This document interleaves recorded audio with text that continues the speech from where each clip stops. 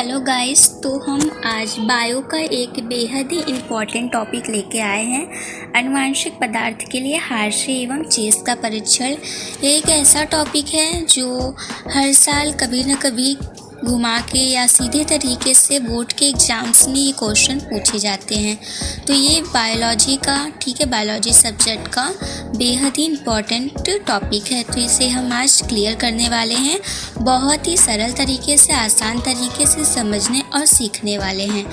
रट्टा मारने की कोई ज़रूरत नहीं है, ठीक है। बायो एक ऐसा सब्जेक्ट होता है जिसमें सिर्फ अगर आप समझ जाते हैं तो आप काफ़ी समय तक आपको वो याद रहता है।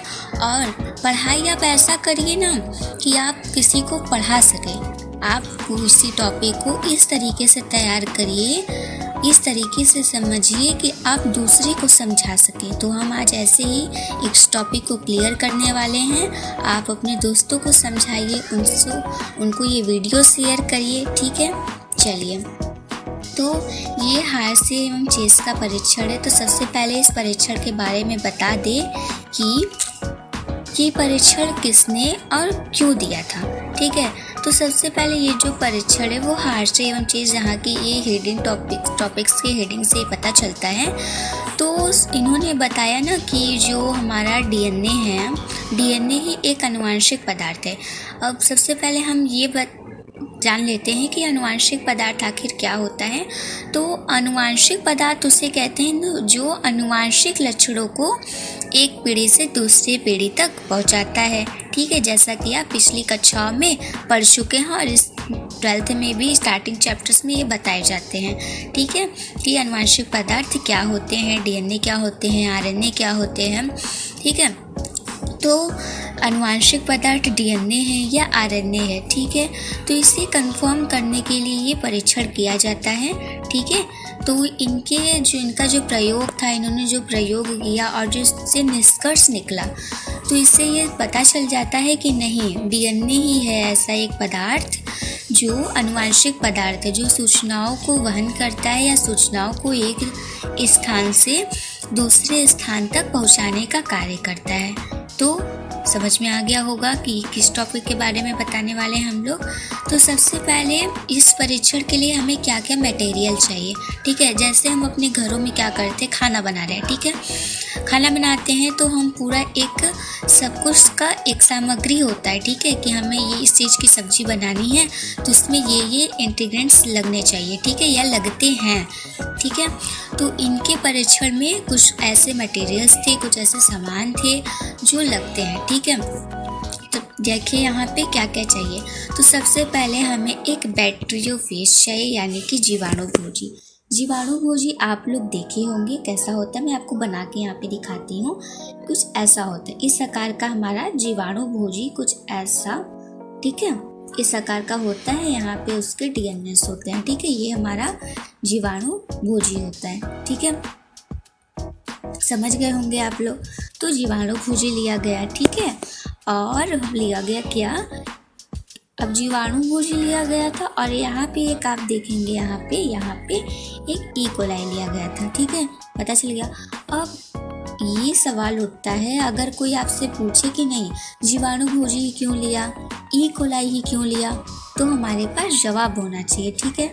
तो सबसे पहले देखिए कि हम जीवाणुभोजी ही क्यों लिए थे। जीवाणुभोजी हम इसलिए लिए थे क्योंकि क्या, ये आनुवंशिक जो जीवाणु होते हैं, ये क्योंकि आनुवंशिक जीवाणु में प्रवेश करके संख्या में जो है कि वृद्धि करते हैं। फर्स्ट तो ये रीजन है। और सबसे बड़ी वजह क्या है कि यह एक विषाणु है, भार कम होता है और इनका जो घनत्व होता है वो भी कम होते हैं। अब बताओ कि ई कोलाई लेने की हमारी क्या वजह थी। ई कोलाई हम इसलिए लिए ताकि क्या, ई कोलाई को ये भी एक जो क्या है ना, ई कोलाई को लिए क्यों, क्योंकि जो हम पहले बैक्टीरियोफेज जीवाणुभोजी लिए थे उस पे ये कोई असर ही नहीं होता है, ठीक है। जीवाणु भोजी का कोई असर नहीं होता है, ठीक है। मतलब ई कोलाई जो है कि स्ट्रॉन्ग क्या है, स्ट्रॉन्ग है, ठीक है। इसका जो होता है कोशिका चक्र 20 मिनट में पूरा हो जाता है। तो अगर किसी चीज़ का कोशिका चक्र या किसी भी बैक्टीरियोफेज का या विषाणु का अगर कोशिका चक्र अगर 20 मिनट में पूरी हो जाती है तो हमें रिजल्ट भी बहुत जल्द से जल्द मिलेगा। इतनी बात समझ में आई कि आप लोगों को? फिर से देखिए क्या कि हम परीक्षण के लिए क्या क्या लेते हैं, एक बैक्टीरियोफेज लेते हैं और एक ई कोलाई लेते हैं, ठीक है। क्या एक बैक्टीरियोफेज और एक ई कोलाई लेते हैं। बैक्टीरियोफेज क्यों लेते हैं? क्योंकि इसका भार कम होता है और घनत्व कम होता है। और हम ई कोलाई क्यों लेते हैं? क्योंकि इसका कोशिका चक्र 20 मिनट में पूरा हो जाता है, ठीक है। और लेने की क्या रीज़न हो सकते हैं यहाँ पे, तो ठीक है। और इसका जो हमारा होता है भार और घनत्व की अगर यहाँ पे बात की जाए तो इसका भार और घनत्व क्या होता है, अधिक होता है। दोनों में अंतर है काफ़ी, तो आपको पता हो गया कि ये क्यों लिया गया था, ठीक है। तो हम अब क्या करेंगे, ठीक है। उन्होंने जीवाणु भोजी के प्रोटीन एवं डीएनए के खोज में रेडियो एक्टिव यानी कि क्या समस्थानिक का यूज किया, ठीक है। क्या समस्थानिक का यूज किया, तो देखते हैं आगे क्या है। इस प्रयोग के लिए उन्होंने क्या किया कि इसके लिए उन्होंने क्या एक सल्फर का देखिए जो हमारा परमाणु क्रमांक है वो लिखा हुआ है, परमाणु भार लिखा हुआ है, ठीक है। तो उसका समस्थानिक लिया यानी कि जो सल्फर का 16 नंबर पे होता है वो 16 दूनी 32 ऐसे हम निकालते हैं द्रव्यमान, ठीक है। तो उसको 32 की जगह क्या 35 कर दिए तो हमारा ये रेडियो एक्टिव हो गया, ठीक है। और वैसे ही हम यहाँ पे क्या लिए हैं, फास्फोरस लिए हैं, ठीक है। फास्फोरस 15 नंबर पे होता है तो 15 दूनी 30, ठीक है। लेकिन इसका अगर हम समस्थानिक ले तो 30 को 2 बढ़ा दिया है, ठीक है। तो हमारा यहाँ पे क्या जो फास्फोरस है फास्फोरस 1532 कर दिया है, इतना कर लेंगे हम, ठीक है। इसके बाद क्या हुआ, ठीक है, कि यहाँ पे इन दोनों को ही इसलिए लिया गया, ठीक है। अब कह रहे हैं कि वो तो हमें रीजन पता चल गया कि हम बैक्टीरियोफेज ही क्यों लिए, ई कोलाई ही क्यों लिए। अब ये पूछ रहे कि भैया हम फास्फोरस ही क्यों ले आखिर, हाँ बताइए हम फास्फोरस ही क्यों ले, सल्फर ही क्यों ले, हम कोई और एलिमेंट क्यों नहीं ले सकते हैं, ठीक है। तो इसका भी रीज़न है, आप देखिए यहाँ पे कि इन दोनों को इसलिए लिया गया था क्योंकि जो हमारा सल्फर होता है, ठीक है, सल्फर में हमारा प्रोटीन होता है जबकि डीएनए में जो होता है, देखिए यहाँ पे डीएनए में नहीं होता है, ठीक है। अब फास्फोरस जो होता है वो डीएनए में होता है लेकिन प्रोटीन में नहीं होता है, ठीक है। यानी कि सीधे से बात समझिए कि जो हमारा सल्फर होता है वो प्रोटीन में होता है, प्रोटीन में सल्फर होता है लेकिन डीएनए में सल्फर नहीं होता है, ठीक है। जबकि फास्फोरस में डीएनए होता है और प्रोटीन में नहीं होता है, ठीक है। तो चलिए इसके बाद हम यहाँ पे क्या देखने वाले हैं कि परीक्षण, उन्होंने ये तो था सामग्री, ठीक है, कि क्या क्या हमें चाहिए होता है वो परीक्षण को करने के लिए, ठीक है। तो फिर वो परीक्षण करते कैसे हैं वो देखेंगे अब, ठीक है। तो उसके लिए क्या एक संवर्धन प्लेट लेते हैं, यहाँ पे आप देख रहे होंगे संवर्धन प्लेट है, ठीक है। उसमें क्या करते हैं कि सल्फर जो 1635 था और ये समस्थानिक वाला लेंगे, ठीक है। समस्थानिक वाला हम लोग देखे थे, वहाँ पे हम लोग बनाए थे। और फास्फोरस 15 तथा 30 लेंगे, ठीक है, ठीक है। और फास्फोरस लेंगे क्या 15 और 30 सामान्य ले लेते, जिससे जीवाणु भोजी सल्फर 1635 समस्थानिक का आवरण। तो उसे क्या होता है देखिए यहाँ पे कि जो हम सल्फर लिए तो इसका आवरण बन जाता है, ठीक है। और जो हम फास्फोरस लिए थे उससे उसका डीएनए बन जाता है। तो फिर ये तो जब हम लिए थे क्या कि जब हम क्या सल्फर 1635 समस्थानिक वाला और फास्फोरस सामान्य वाला लिए थे, अगर हम फास्फोरस समस्थानिक वाला और सल्फर सामान्य ले तब क्या होगा, तब देखिए यहाँ पे क्या होगा, ठीक है।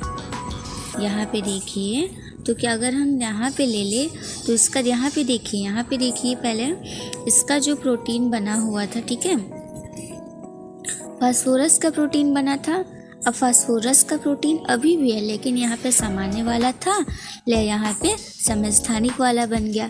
तो इससे अब यहाँ पे अभी उनको कुछ सिद्ध नहीं हुआ, ठीक है।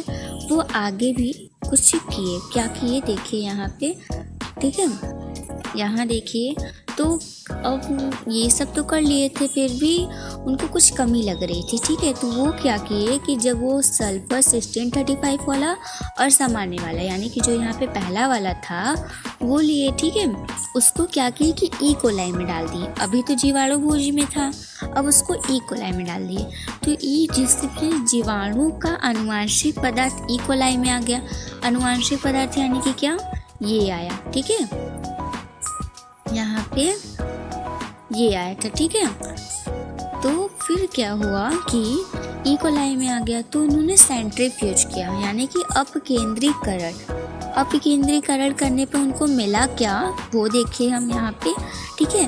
तो ई कोलाई जो था, ठीक है, यहाँ पे देखिए जो ई कोलाई था वो नीचे बैठ गया जाता है और जीवाणु भोजी ऊपर रह जाता है। कहाँ पे देख सकते हैं हम, यहाँ पे देखिए क्या, ई कोलाई क्या है, ई कोलाई नीचे बैठ गया है और जीवाणु भोजी ऊपर है, ठीक है। सबसे पहले वो लिए कैसे, यहाँ पे देखिए आप, लिए कैसे, ये था, उसको डाले ई कोलाई में, ये रहा ई कोलाई, ये था हमारा जीवाणु भोजी, उसने उसके डीएनए को डाल दिया, ठीक है। डीएनए को डाला, तो डीएनए को डालने के बाद क्या हुआ, यहाँ पे देखिए आप सभी, ठीक है। तो उसके बाद ये ऐसा करते हैं कि ई कोलाई जो है वो नीचे रह जाता है। तो उसके बाद वो फिर एक प्रयोग करते हैं, जो हमारा वो सल्फर जो हमारा सामान्य हो और फास्फोरस, ठीक है, फास्फोरस जो है वो हमारा समस्थानिक हो, तब क्या होगा, ठीक है। तो अब क्या किए कि ये वाला देखिए, यहाँ पे ये वाला सामान्य वाला डाले, ठीक है, और यहाँ पे डाले जो फास्फोरस है हमारा, होना चाहिए 30, ये फास्फोरस 30, 15, 30, लेकिन हम डाले क्या, समस्थानिक वाला डाले। उसके बाद क्या हुआ कि ई कोलाई में डाला गया, जिससे क्या होता है, ई कोलाई में आनुवांशिक पदार्थ फिर से सेंट्रीफ्यूज करते, दोनों को डाला और सेंट्रीफ्यूज किया, ठीक है, सेंट्रीफ्यूज किया। तो जिससे क्या होता है कि हल्का तथा जीवाणु भोजी तथा भारी ई कोलाई नीचे बैठ जाता है। फिर वही हुआ कि ई कोलाई हमारा नीचे बैठ गया और जीवाणु भोजी ऊपर रह गया। लेकिन इस बार क्या हुआ था कि जो हमारा सल्फर नो रेडियो एक्टिव था और जो फास्फोरस ई कोलाई में बैठा था, तो हमको ये पता चल गया कि यह निष्कर्ष निकला कि जो डीएनए है, क्योंकि सल्फर किसमें पाया जाता था, ओनली डीएनए में। तो ये कंफर्म हो गया कि नहीं, जो हमारा डीएनए है वही आनुवांशिक पदार्थ है। हम आशा करते हैं कि आपको ये टॉपिक समझ में आया होगा, ठीक है। कोई भी प्रॉब्लम हो आप कमेंट करिए, आपका जवाब दिया जाएगा। Thank you.